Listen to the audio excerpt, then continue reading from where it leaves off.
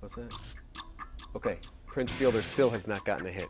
Oh, for Oakland. Oh. Just getting the word from director Mike Campbell. You're tough. No. Hey, look, he was 0 for Oakland.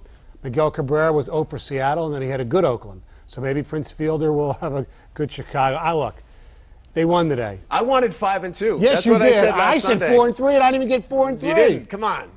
Come on. At least you got the Pirates coming up at the end of this week, who you would think they'd beat up on, but you'd think they'd beat up on Oakland and Seattle. I'm more excited for the Twins.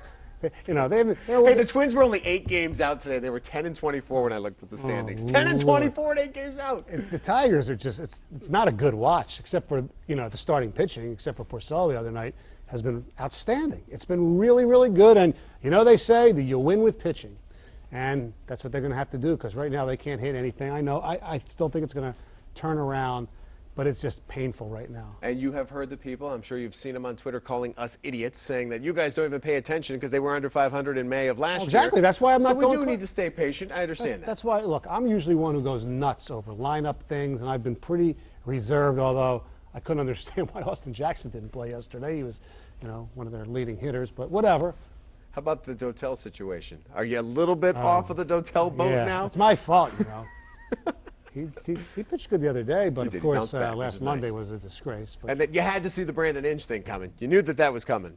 No, I didn't think it was going to be like that. Not like that. You knew he was going to have a good series against the Tigers. No, not like that. I thought he'd hit who would have thought 7 RBI or 8 RBIs? I think he had, right? Yep.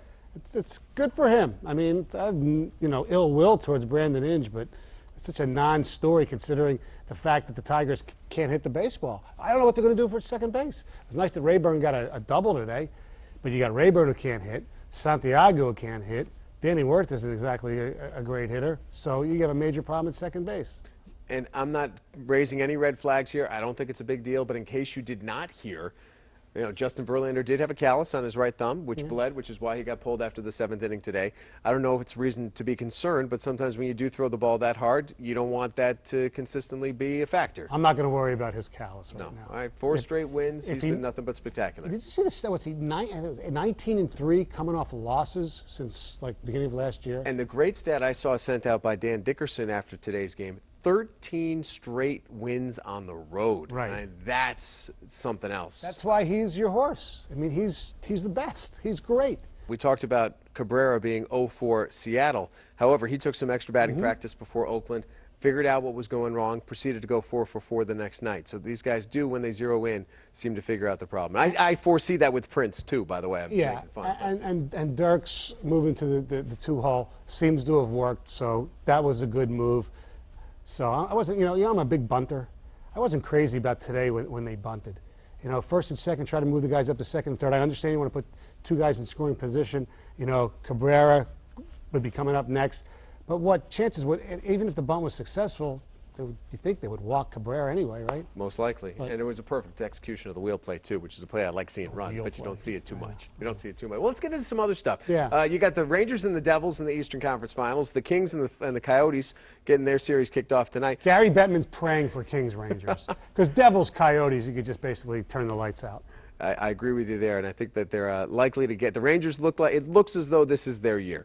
Devils have been playing great. It looks like they might be putting together that final run for Marty Brodeur there at net, 40 years old. But it obviously harkens back to images of '94, which was a great Eastern Conference Finals. Right. Mattel, we understand that. But, see, here's the Red Wing angle. What do you think means more to Zach Parise going back to the Devils, if they win the Stanley Cup or they don't?